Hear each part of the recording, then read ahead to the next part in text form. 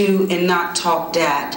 This is one of the reasons why we decide to have an outreach program. This particular type of facility will serve as outreach between the parents and the child as well. We will have professional people in there that will be able to come in and close this gap between the child and the parents as well as their peers. And we do realize that teenagers go through peer pressure.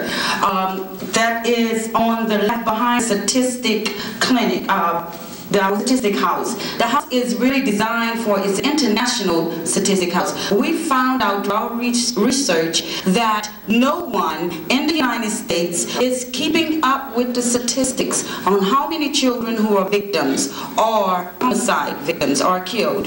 So we decided to have this particular type of clinic designed specifically to keep up with how many children we are losing, which we think that will benefit and make everybody aware of our children is definitely the future.